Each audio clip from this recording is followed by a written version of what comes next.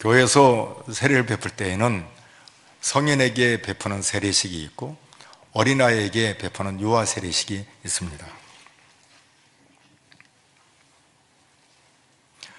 교회에서 유아 세례를 하나님께 베풀고 바친다는 이것은 엄청난 복입니다. 왜냐하면 그 교회가 믿음의 계대를 끊임없이 이어가고 있다는 징표이기 때문입니다.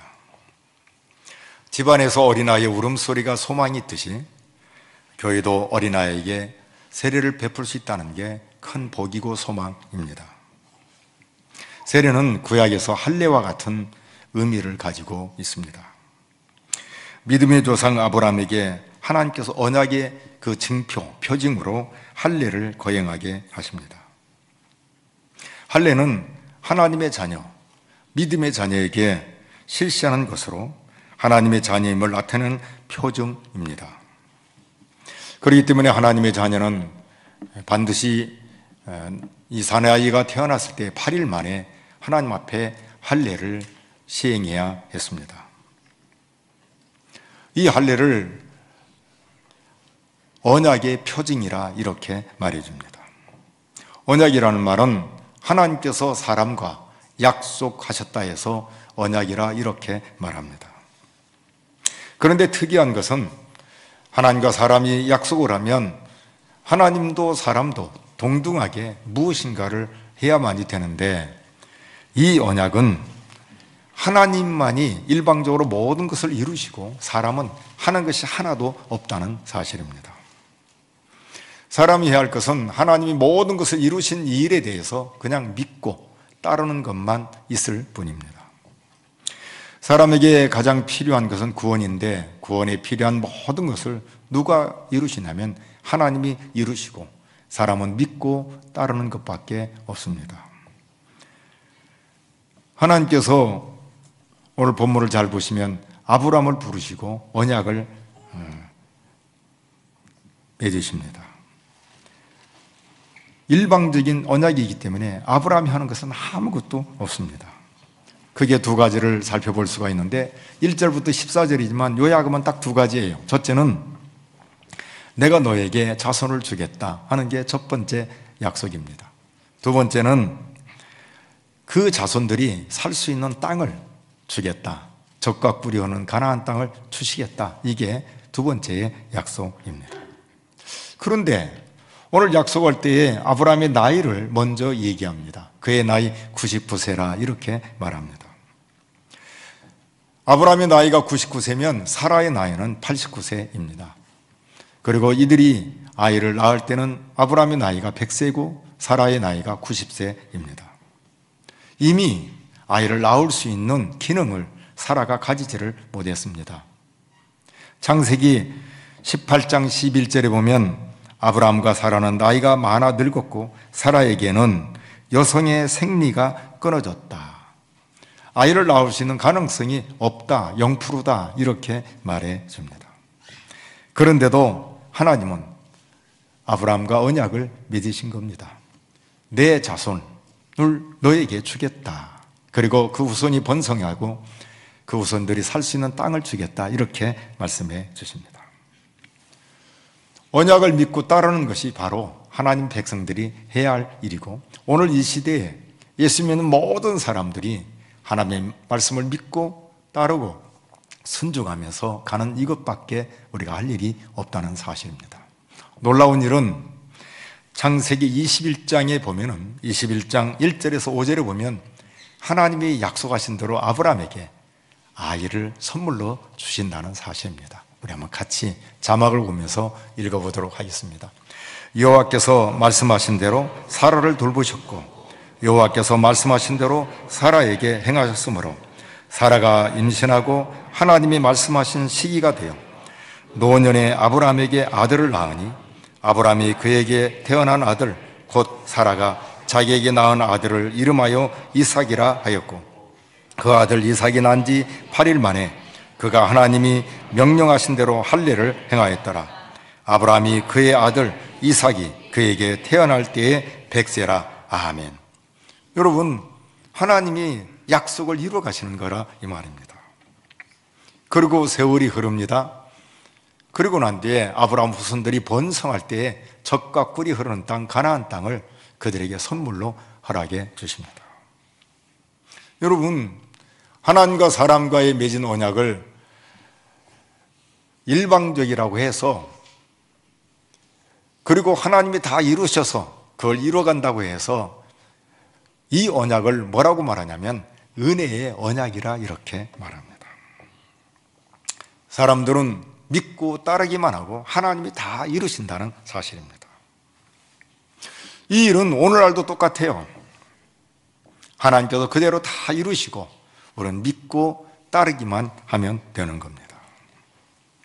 그런데 놀라운 일은 이 언약을 아브라함에게만 맺으신 것이 아니라 그의 후손들 자자손손에게도 맺으신다, 그렇게 말해줍니다. 오늘 본문 7절에 보면 나오는데 자막을 보면서 오늘 본문 7절을 같이 읽어보도록 하겠습니다. 내가 내 언약을 나와 너 및 내 대대 후손 사이에 세워서 영원한 언약을 삼고 너와 내 후손의 하나님이 되리라. 아멘. 여기 보면 하나님께서 아브라함과 맺으신다 해서 언약이라 그랬어요. 언약이라. 그런데 이 언약은 어떤 언약이냐면 하나님이 일방적으로 행하시고 우리는 믿고 따르기만 하고 그리고 하나님이 이루시기 때문에 은혜의 언약이라 그렇게 말합니다. 그런데 이 은혜의 언약이 아브라함에게만 해당되는 게 아니라 자자손손 약속하셨기 때문에 이걸 다른 말로 영원한 언약이라 이렇게 말해줍니다. 언약인데 어떤 언약이냐면 은혜의 언약이고, 은혜의 언약인데 이게 아브라함에게만 해당되는 게 아니라 오고 오는 모든 믿음의 후손들에게 주시는 언약이기 때문에 영원한 언약이라 이렇게 말해줍니다. 이것은 하나님의 은혜의 성격이 어떤가를 우리에게 가르쳐 주십니다. 소극적이라든지 아니면 어떤 한계라든지 아니면 조그마한 어떤 부분에게 속하는 게 아니라 오고 오는 모든 믿음의 후손들에게 연결되는 언약이라는 사실입니다. 여러분, 하나님은 우리에게 이렇게 폭넓게 자자손손에게 은혜를 주시기를 원하십니다. 사람에게 있어서 가장 중요한 것을 들려면 생명인데 이 생명은 누구에게서 얻게 되냐면 하나님에게서 얻게 된다는 사실입니다. 이런 은혜의 언약 속에 들어간 자만이 이런 하나님의 생명을 얻게 되는 겁니다. 그런데 이 언약의 백성인 것을 어떻게 알 수 있는가? 그 증표로서 할례를 시행하게 한 겁니다. 다시 말해서 언약의 표를 몸에 가지게 한 거라 이 말입니다. 이스라엘 남자는 태어나면 무조건 8일 만에 할례를 시행하게 한 이유가 거기에 있는 것입니다. 그 증표를 그 몸으로 가지게 한 겁니다. 이러면은 여자들은 이런 궁금증을 가지게 될 겁니다. 그럼 우리는 할례를 행하지 않기 때문에 거기에 포함되지 않는가? 아니요. 여기 남자라는 의미는 대표를 말합니다. 대표성을. 모두가 다 똑같이 여기에 포함되는 하나님의 자녀인 것을 우리에게 가르쳐 주십니다. 대표 원리를 따라서 여자들도 자연스럽게 그 할례의 언약에 참여하게 되는 겁니다. 이런 은혜의 언약이 신약에도 똑같이 효력을 발휘하게 됩니다. 하나님을 믿음으로 아브라함이 은혜의 언약에 포함되었듯이 신약에서도 예수님을 믿음으로 그 믿는 자에게 언약 관계에 들어가게 되는 겁니다. 구약에서는 아브라함이 구원하실 하나님을 바라보고 그 약속을 믿고 따르듯이 신약에서는 구원자이신 예수님을 믿음으로 언약 백성이 되는 것입니다. 구약에서도 하나님께서 모든 일을 다 이루신 것처럼 신약에서도 예수님께서 우리의 구원을 이루기 위해서 모든 것을 이루셨다는 사실입니다. 주님이 이 땅에 오신 이유가 뭐예요? 그것은 우리를 구원하기 위해서 이 땅에 오신 겁니다. 예수님께서 십자가를 지신 이유가 뭡니까? 우리의 모든 죄를 도말하기 위해서 십자가를 지신 겁니다. 예수님께서 십자가에 죽으신 것은 우리의 죄를 대신해서 예수님께서 죽으신 거라 이 말입니다.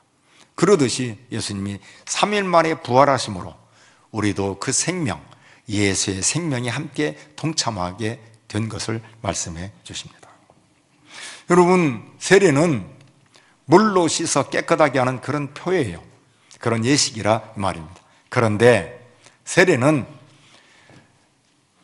주님과 내가 하나라, 연합이라는 아주 깊은 뜻이 있습니다. 그래서 십자가에 죽으실 때 우리도 죽고, 그리고 부활하실 때 우리도 새 생명으로 태어나게 되는 거라 이 말입니다.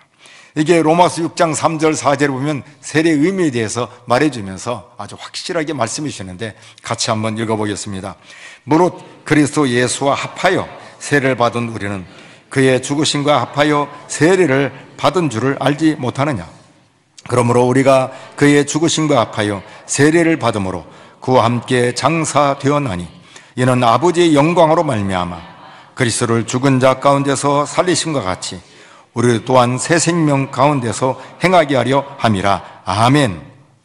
여기 아주 중요한 의미가 담겨져 있어요. 주님 세례는 씻는 예식이지만 주님과 우리가 연합이다, 그런 의미라 이 말입니다. 그렇기 때문에 어린아이도 세례를 받음과 동시에 누구와 연합이냐면 주님과의 연합인 것을 말씀해 주십니다. 그렇기 때문에 유아 세례를 바친다라고 말할 때는 바친다는 의미도 있지만 그걸 뛰어넘는 주님과의 연합이구나. 그러니까 어린아이도 동등한 어른과 똑같은 그런 자격으로 주님과 연합된 그런 소중한 한 인격체인 것을 우리에게 가르쳐 주십니다. 우리는 어른만 구원이 필요한 게 아니라 어린아이도 필요한데, 이 어린아이가 어른의 부속품이 아니라 이 어린아이도 주님과 똑같은 인격자로서 연합된 자인 것을 우리에게 가르쳐 주십니다. 그러므로 교회에서 주일학교 아이들을 가르칠 때든지 이 아이를 대할 때에는 어른의 부속품이 아니라 이 아이들도 하나님 앞에 구원받은 소중한 한 인격자라는 것을 우리가 꼭 명심해야 되는 겁니다. 그러나 유아 세례를 바칠 때에는 성인이 되어서는 의식이 있고, 내가 신앙을 고백해서 유아 세례를 받지만 유아 세례는 아직 어린아이가 의식이 없고 자기의 신앙을 고백할 수 있는 그런 능력이 없기 때문에 유아 세례는 반드시 부모의 책임이 수반된다는 사실입니다. 가정이 어떻게 가야 되는가 아주 중요한 부분인데, 여러분들이 좀 따라서 했으면 좋겠어요. 신앙의 목표와 행진이 같아야 한다. 신앙의 목표 그리고 행진이 같은 방향으로 이렇게 일관성 있게 가야 되는 거예요. 그러니까 우리 집 하면은 한 길로 쫙 가는 그런 모습이 있어야 되는 거라 이 말입니다. 그게 누구에게 있어야 해요? 부모에게 있어야 되는 거예요. 예수를 믿는 아버지 어머니에게 일관성 있는 방향, 일관성 있는 이 행진, 이게 있어야 된다는 사실입니다. 물론 각 개인의 신앙의 개성, 그리고 신앙은 다를 수가 있습니다. 아버지의 신앙, 어머니의 신앙이 다를 수 있고 부모와 자식의 신앙이 다를 수가 있습니다. 여기 다르다는 말은 목표와 방향이 다르다는 말이 아니라 신앙의 수준이 차이가 있을 수 있다 이 말이에요. 부모의 신앙이 훨씬 더 월등하고, 부부 중에서도 아버지와 어머니 중에 아버지가 월등할 수도 있고 어머니가 월등할 수도 있고 같을 수도 있다면, 이게 개성과 그 차이는 얼마든지 인정할 수가 있다는 사실입니다. 그러나 목표와 방향은 같이 간다는 사실이에요. 앞선 사람이나 뒤에 선 사람이나 똑같이 그 목표와 방향이 같다는 사실입니다. 부모는 거울과 같다는 말이 있습니다. 최근 영상에 어떤 영상을 봤냐면 할아버지가 뒷짐을 지고 걸어가는데 아버지가 뒷짐 지고 따라가는 거예요. 그런데 이 손자가 그걸 보고 똑같이 뒷짐 지고 따라가는 그런 영상이었습니다. 아마 그걸 보신 분들은 다 웃었을 거예요. 저도 한참을 웃었습니다. 무슨 말이에요? 자식은 부모를 닮게 마련이라는 사실입니다. 연세가 많이 드신 분들은 가끔 가다가 트림을 잘해요. 끄끄 하고. 그럼 누가 따라서 하냐면 손자가 따라서 합니다. 이건 어쩔 수가 없는 거예요. 그리고 헛기침을 하면 자식들도 따라서 헛기침을 해요. 어떤 때 저도 보면은 돌아가신 아버지처럼 행동할 때가 있습니다. 저도 모르게 부주중에 그게 나오게 되는 겁니다. 그러므로 자녀는 본능적으로 부모를 따라 행하기 때문에 부모는 신앙이 있어서 모범이 되어야 되는 겁니다. 부모의 생활 기조가 항상 하나님 의지하고 사는 생활이어야 되는 겁니다. 두 번째는 정체성을 심어 주어야 됩니다. 구약의 이스라엘 백성들은 항상 심어줬어요. 아브라함의 자손이다. 우리의 믿음의 조상은 아브라함과 이삭과 야곱이다. 너는 이스라엘 사람이다. 너는 하나님의 사람이다. 이렇게 가르쳐 줬습니다. 오늘 신약시대에 우리가 심어줘야 할 것은 나는 예수 믿는 사람이다. 나는 하나님의 자녀다. 이런 정체성, 이런 의식을 심어줘야 되는 겁니다. 여러분, 한 나라의 왕자가 태어나면 어렸을 때부터, 태어날 때부터 왕자라는 의식을 계속 심어줘요. 이 아이도 자라면서 내가 이 나라를 앞으로 책임져야 할 이 왕자라는 것을 의식, 무의식 중에 갖게 되는 겁니다. 그래서 행동을 왕자답게 하게 되는 겁니다. 오늘 이 시대에 하나님의 자녀들, 우리의 자녀들에게 하나님 나라의 백성, 이 정체성을 심어줘야 되는 겁니다. 항상 이런 의식을 가지고 하나님의 자녀라는 것, 나는 예수 믿는 사람이라는 걸 가지고 있는 이런 의식을 가진 자에게 따라하십시오. 성령 하나님께서 역사하신다.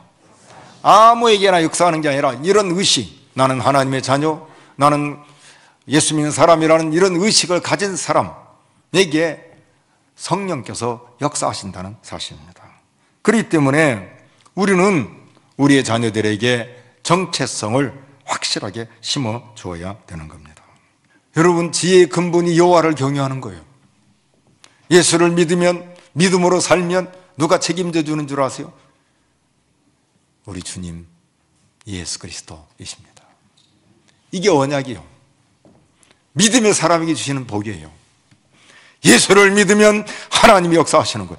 예수를 믿으면 그 안에 하나님이 역사하셔서 우리 인생을 책임져 주시고 인도해 주십니다.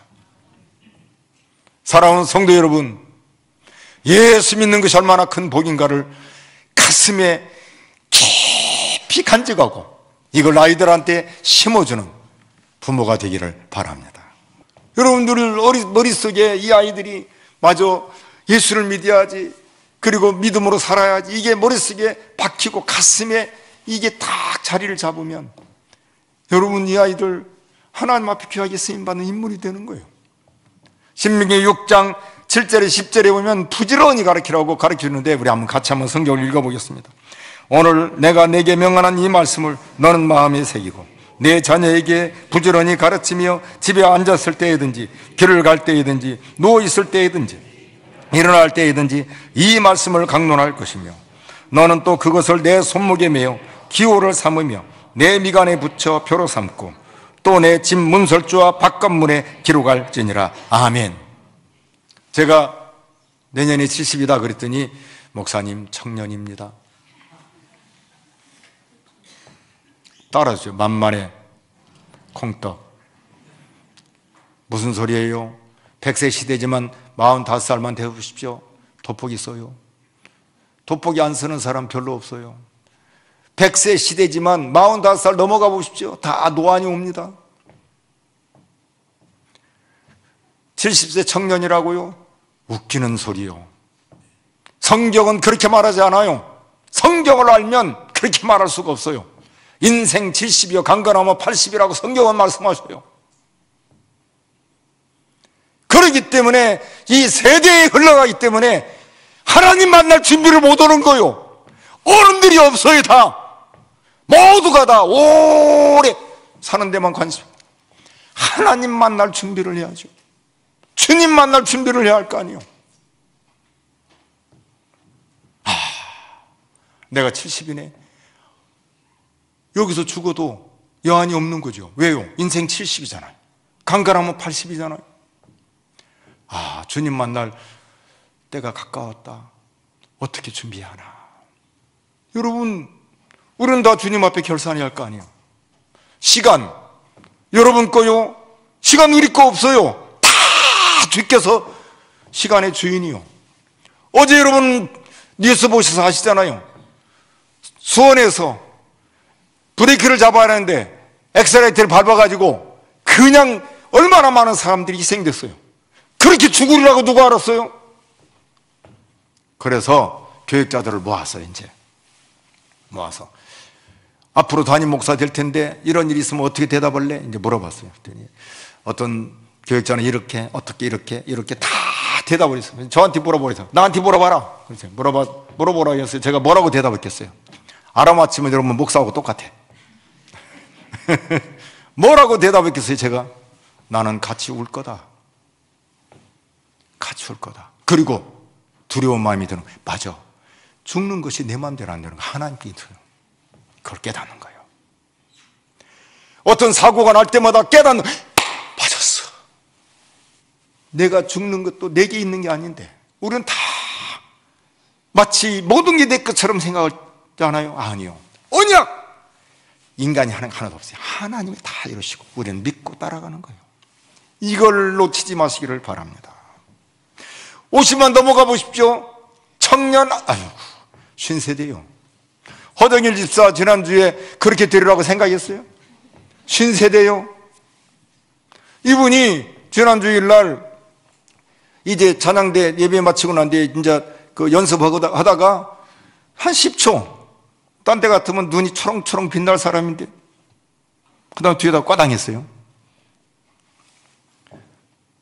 누가 이렇게 되라고 생각했어요? 정말 감사한 건 우리 교회에 의료진들 있잖아요. 119를 불러가지고 딱 이제 10초 동안 잠깐 했다가 난 2시간인데 저기 10초니까 너무 억울해 내가 10초 위험한 거요. 5초도 위험한 거예요. 왔다는 건 벌써 50세대요. 100세 시대? 아이고 믿지 말라니까. 그런데 우리 교회 의료진들이 너무 고마워요. 119 불러서 괜찮다고 무조건 병원에 가야 한다고 병원에 가서 MRI 찍은데 안 나와요. 심장이다. 심장이 있는데 80%가 막힌 거예요. 그걸 뚫었어요. 그리고 살아났어요. 여러분 고백이 뭔 줄 아세요? 내가 찬양대 지휘를 했기 때문에 거기서 일어났기 때문에 살았다. 내가 운전하다 갔으면 어떻게 됐을까? 나 혼자 집에 있으면 어떻게 됐을까? 누가 살려주는 거예요? 하나님이죠. 하나님이 생명의 주인이요. 우리 모든 것이 누구에 있어요? 하나님께 있어요. 이게 언약이요. 이 모든 게 하나님께 있는 걸 믿고 따르는 게 신앙이요. 자꾸 잊어버린 인생은 세상이 과학이 발달하고 의학이 발달하고 그러니까 어디 병원 어디 가야지요. 가는데 의식 속에 우리는 잊어버려요. 하나님이 주인이라는 사실을. 이걸 잊어버리지 마세요. 꼭 기억하십시오. 여러분 자꾸 오해를 하는 것 같아. 우리 의료진이 있어서 너무 좋았다고 그랬잖아요. 이거 뭐예요? 일반 은총 속에 있는 거예요. 특별 은총은 하나님의 은혜를 덧입거는 이 두 가지를 무시하라는 게 아니에요. 우리 속에는 항상 하나님이 모든 걸 주관하신다는 걸 꼭 기억하시고 그 안에 우리가 이렇게 쓰임을 받는 거라 이 말입니다. 마지막으로 부지런히 가르칠 때 내용 중에 하나가 뭐냐면 아주 중요한 거예요. 이것 하나 하고 마칠 거예요. 이 아이가 죄인이라는 사실. 그래서 예수님이 꼭 필요하다는 것. 네가 예수를 잘 믿어야 되는 이유가 여기 있다는 걸. 너의 진정한 구원자는 예수님이야. 이걸 심어줘야 되는 겁니다. 내일은 성탄절입니다. 예수님께서 우리를 구원하기 위해서 이 땅에 인간으로 오신 날입니다. 인간은 아무도 스스로 구원할 수가 없습니다. 죄 없으신 예수님만이 우리를 구원하실 수 있기 때문에 인간의 몸을 입고 하늘 보좌를 버리두시고 이 땅에 오신 날이 성탄일입니다. 그 주님이 십자가 지시고 그 몸 찢기시고 그 피 흘리셔서 우리 모든 죄를 사하시고 그리고 우리에게 영원한 생명 주시기 위해서 3일 만에 부활하셨습니다. 성탄일에 우리의 자녀들에게 심어져야 할 것은 예수 그리스도 그분이 구원자라는 사실입니다. 우리 모두 죄인이고 예수님만이 구원자라는 이 사실입니다. 우리 교회가 어린아이부터 어른에 이르기까지 예수 그리스도 구원자 되신 그 주님으로 살아가는 저와 여러분들이 되기를 바랍니다.